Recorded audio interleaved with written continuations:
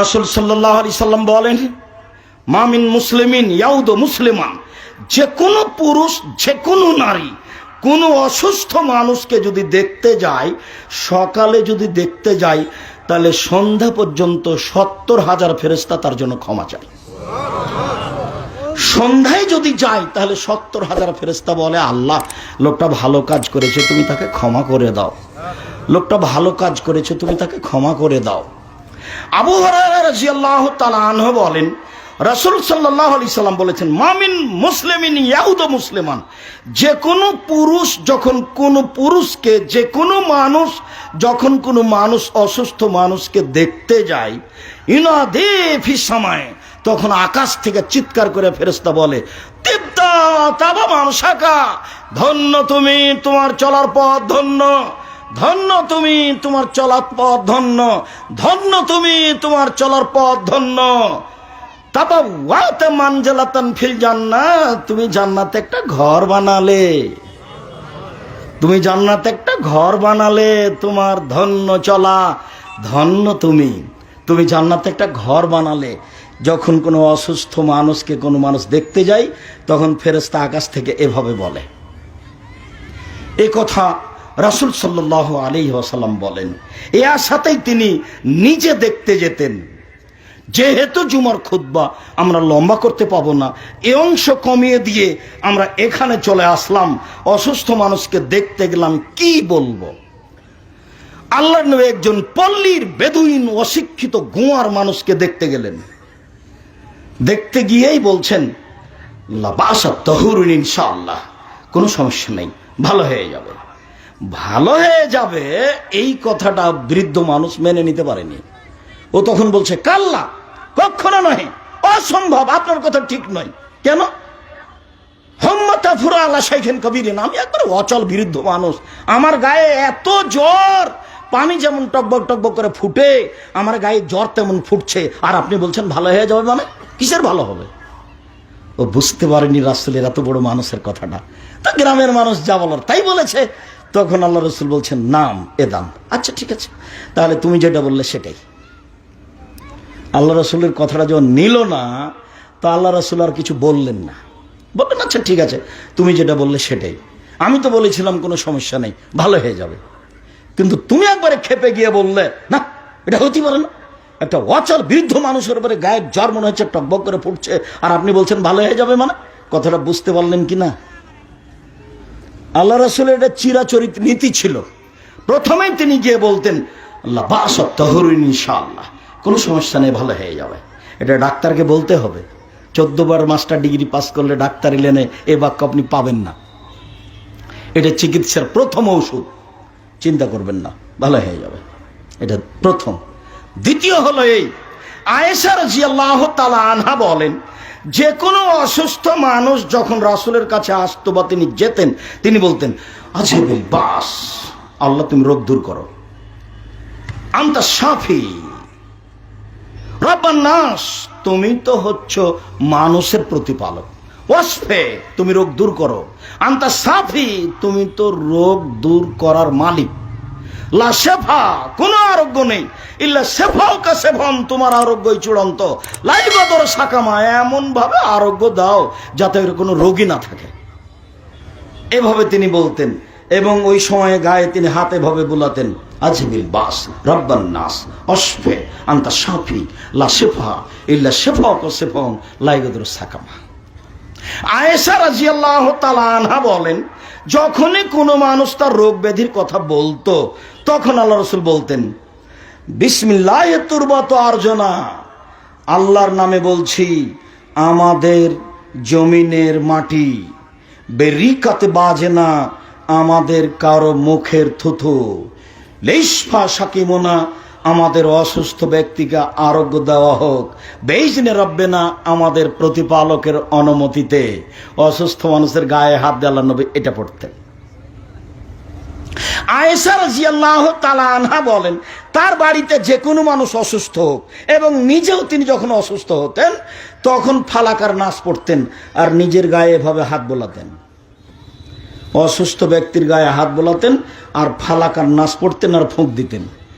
আব্দুর রাজ্জাক সাহেব এতক্ষণ একটা সহজ দোয়া বলেছেন, এতক্ষণ পর্যন্ত কি যে বললেন। যাই হোক, যাই বলি, এবার তো সহজ বলেছি, তো এটাই থাক, আরগুলো মুখস্থ করতে হবে না, এটাই থাক ফালাকার নাস। ওর গায়ে হাত দিবেন, বাচ্চা চিল্লাচ্ছে কাঁদছে, কোনো ওষুধ নাই, এটা সবচেয়ে বড় ওষুধ। পড়বেন আর ফোঁক দিবেন, ফালাকার নাস পড়বেন আর ফোঁক দিবেন, এই 2-3 বার নয়, 5-10 মিনিট, 15 মিনিট, আধা ঘন্টা। আবু সাইদ খুদরি রাদিয়াল্লাহু তাআলা আনহু বলেন, আল্লাহর নবীর কাছে একটা লোক এসে বলছে যে আমার শরীরে খুব ব্যথা। তখন আল্লাহ রাসূল বলছেন, আচ্ছা ঠিক আছে, যায়দাকা আলাল্লাযী আলামু ফি জাসাদিকাম, যেখানে তুমি ব্যথা বুঝছো সেখানে তোমার হাতটা রাখো, তো এভাবে রাখো, রেখে বলো বিসমিল্লাহ বিসমিল্লাহ বিসমিল্লাহ 3 বার বলো।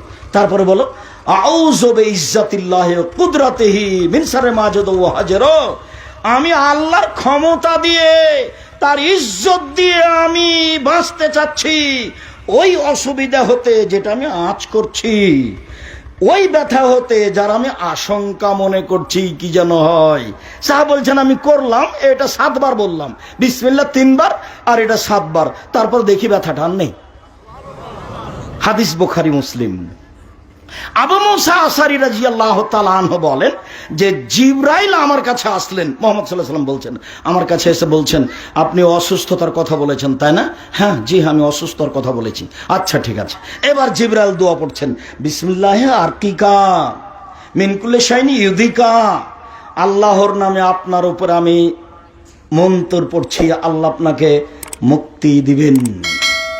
মিন শাররি কুল্লি নাফসিন আইনিন হাসিদিন, সব অনিষ্ট হতে এবং খারাপ দৃষ্টি হতে, বদ নজর হতে আল্লাহ আপনাকে রক্ষা করবেন। বিসমিল্লাহি আরকিকা। রাসূল সাল্লাল্লাহু আলাইহি সাল্লামকে এই দোয়াটা পড়লেন পাশে বসে জিবরাইল আলাইহিস সালাম। এটাও বুখারী মুসলিমের হাদিস, যে কোনো দুয়ার বইয়ে পেয়ে যাবেন, আইনে রাসূল সাল্লাল্লাহু আলাইহি সাল্লামে তো পাওয়া যাবেই। এইবার আলোচনার শেষের দিকে এসে বলি যে আব্দুল্লাহ ইবনে আব্বাস বলছেন যে আল্লাহর নবী হাসান হোসেনের গায়ে মাথাতে এভাবে হাত লাগাতেন, হাত লাগিয়ে বলতেন আউযু বিল্লাহি বিকালিমাতিল্লাহি তাম্মা মিন কুল্লি শাইতানিন ওয়াহাম্মা ওয়া মিন কুল্লি আইনিন লাম্মা। আউযু বিল্লাহি বিকালিমাতিল্লাহি তাম্মা, আল্লাহর কাছে আশ্রয় চাচ্ছে আল্লাহর পূর্ণ কালেমা দিয়ে। মিন কুল্লি শাইতানিন হাম্মা, সব শয়তান হতে এবং বিষাক্ত প্রাণীর বিষ হতে। অমিন কুল্লি আইনিন লাম্মা, এবং সর্ব ধরনের বদ নজর হতে। বদ নজর খুব খারাপ জিনিস। আপনি একটা ছেলেকে কোলে নিলেন, ছেলেটা খুব সুন্দর, ছেলেটা কত সুন্দর রে, একটু পরে ছেলে এমন পায়খানার পেশাব বমি করতে করতে একবার মরে যাবে, এর নাম বদনজর। হবেই, বদনজর খুব খারাপ। আপনার স্ত্রী আপনাকে বলছেন, জোহরের সালাতে বের হচ্ছেন, শোনো শোনো শোনো, দেখো মুরগির বাচ্চাগুলো কত সুন্দর, 13টা বাচ্চা সুন্দর সুন্দর হাঁটছে। তখন আপনি বললেন হ্যাঁ সে তো খুবই ভালো লাগছে দেখে। এবার আপনি জোহরের সালাত আদায় করে বাড়িতে আসছেন, আপনার স্ত্রী বলছে আরে আর বলো না, একটা চিল এসে 3টে নিয়ে চলে গেল। আর আপনি বিকালে দেখবেন 5-7টা সবে অসুস্থ হয়ে গেছে, এর নাম বদনজর। আল্লাহ রাসূল বলছেন ভাগ্য ভেঙে দিতে পারে বদনজর, তাকদীর ভেঙে দিতে পারে, নষ্ট করে দিতে পারে। যেটা পৃথিবী সৃষ্টির 50,000 বছর পূর্বে লেখা হয়েছে, সেটাকে বদনজর ভেঙে দিতে চাই। বদনজর খুব খারাপ জিনিস। এই দোয়া পড়তে হবে। দিন রাত তো নাতি নাতনিকে আদর করছে, ও আমার দাদিমণি, ও আমার নানিমণি, ও আমার আব্বু। তো দোয়াটা কি মুখস্থ আছে? দাদিমণি নানিমণিকে নিয়ে, আব্বু আম্মুকে নিয়ে আগেই কপালে হাত দিয়ে বলতে হবে আউযু বিল্লাহি মিন কালিমাতিল্লাহি তাম্মা মিন কুল্লি শাইতানিন ওয়াহাম্মা ওয়া মিন কুল্লি আইনিন লাম্মা। খুব একটা বড় নয়, বছর বছর লাগবে না মুখস্থ করতে, 3 দিন লাগবে না, একবারে জরুরি, এটা বলতেই হবে আপনাকে। কত নাতি নাতনি ছেলে মেয়ে আপনার কোলে আসছে, আদর করে নিচ্ছেন, কি বলেন, এমনিতে দিন কাটছে, তাহলে আমাদের জীবিকা নির্বাহ তেমন চলে না।